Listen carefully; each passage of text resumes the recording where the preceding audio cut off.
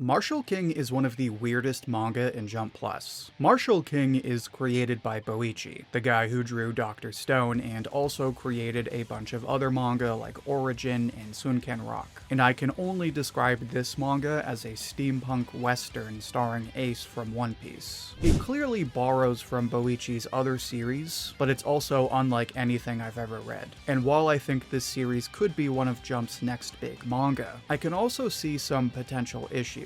Which is why, in this video, I'd like to share my first impression of Marshal King, discuss whether it's worth reading, and explain what could hold it back from being Jump's next big manga. Just be warned that this will contain spoilers for the first few chapters. Now, one of the first things that stands out about Marshal King is that it's a western, especially considering westerns are by definition an American style of story. They're not that common in anime and manga. You do have shows that do westerns with a twist, like Cowboy Bebop, or shows that take place at the same time and use the same themes, like Golden Kamuy. But for the most part, you can probably count the number of westerns in manga on your hands. So one reason to invest in Marshal King is simply because it falls under a certain genre that you really can't find in any other currently running manga. That being said, this western also comes with a twist. Marshal King was marketed as just a western building up to its release, and judging by most of its promotional art, you wouldn't think otherwise. But as soon as you open the chapter, there's all kinds of steampunk stuff. So you're like, okay, maybe this is just BOICHI being BOICHI. But then you get to the legendary M. Godspeed.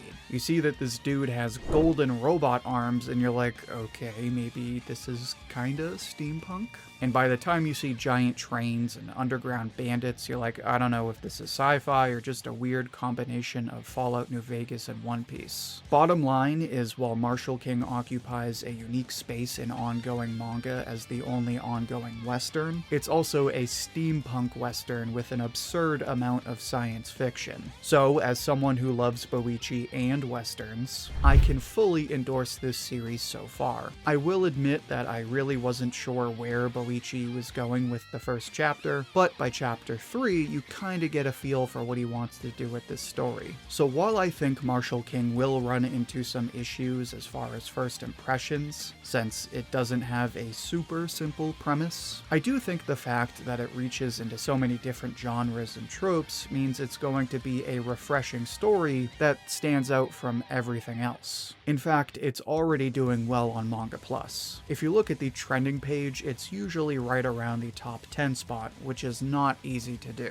So if it can maintain this interest, it definitely has the potential to pull in more readers. That being said, when you finally read the first chapter, you do run into one small problem. And that problem is typically the difference between someone sticking with the series and dropping it after the first chapter. But real quick before I say why that is, make sure to become a channel member if you're enjoying this video. You'll get exclusive badges and emojis, and you can even pick which series I cover next. So one thing I will say about this first chapter is that on an entertainment level, this is the perfect introduction to Marshal King. It does kind of take a few chapters to get really introduced into the full premise of the story, but this first chapter does a good job of at least letting you know what you can expect. It's got legendary outlaws, epic heists, underground bandits riding mysterious mining tanks, big-ass guns with crazy scopes and attachments, and a lot of futuristic ruins. So when you read chapter 1, it's a great introduction because it's entertaining and fun enough that you want to read more. That being said, some people had a problem with the main character. This guy, M. Godspeed, is not the main character. He's only the bad guy that our main character, Jim Godspeed, kills in order to get into martial school. Yes, in this world, there is an institute where people train to become US Marshals. I don't know if that was ever actually a thing back in the day, but it is here. So to get into martial school, Jim Godspeed kills his father, M. Godspeed, and drags his body across the desert to bring to the US Marshals. And while this seems pretty straightforward, it's actually kind of confusing. When you read this chapter, you're told that Jim's father knew Jim was coming ahead of time, but his understanding of what Jim's intentions are at the time are pretty vague, since we're given the impression that his father wants to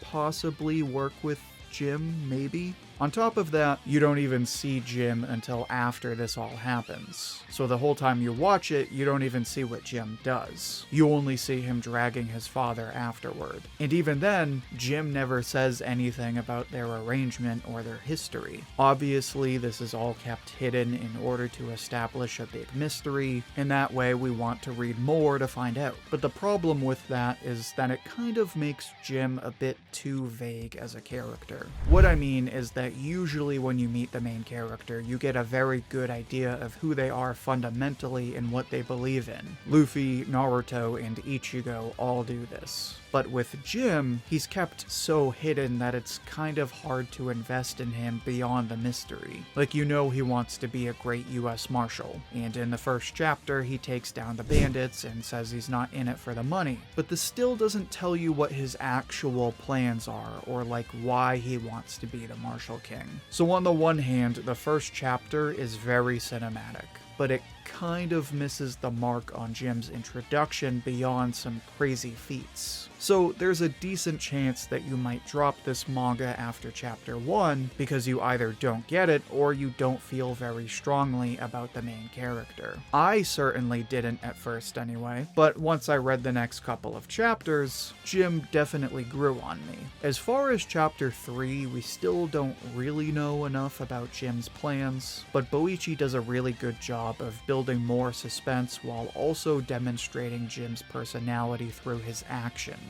Generally, Jim is a character that acts goofy, but every time he's in a fight he makes quick decisions and has impossibly fast reflexes. We don't know anything about his background or his real motives, but we get the impression that he's kind of a sly fox, and so you get more invested in him the more he tricks people and pulls off all of these crazy stunts. So as far as the first few chapters go, it does take a bit to get into things, but it's immediately fun and only gets better as you watch crazy duels and all kinds of sci-fi western battles. Now, of course, another reason to be reading Marshal King is because it's more BOICHI art. I'm sure I don't have to tell you that BOICHI is one of the best artists in the industry. You don't have to look far into any of his manga to see that for yourself. And considering he's kinda just been working in the background for a few years now, Marshal King serves as a long overdue welcome back into the regular lineup of Jump manga. This world is crazy, and so BOICHI kinda has full reign to draw whatever he wants. Cowboys with robot arms, guns that look like they were drawn by 5-year-olds, and of course, plenty of cowgirls. There's only been 3 chapters while I'm recording this video, and we've already gotten a ton of gorgeous double spreads. Plus, this is Jump Plus, so because BOICHI is doing everything digitally on his own time, we'll only get more and more of these kinds of pages, meaning Marshal King will regularly feature insane double spreads, many of which will probably be at least partially in color. So while the premise is a bit confusing at first, it definitely helps that Marshal King is easily one of the best looking manga in Jump.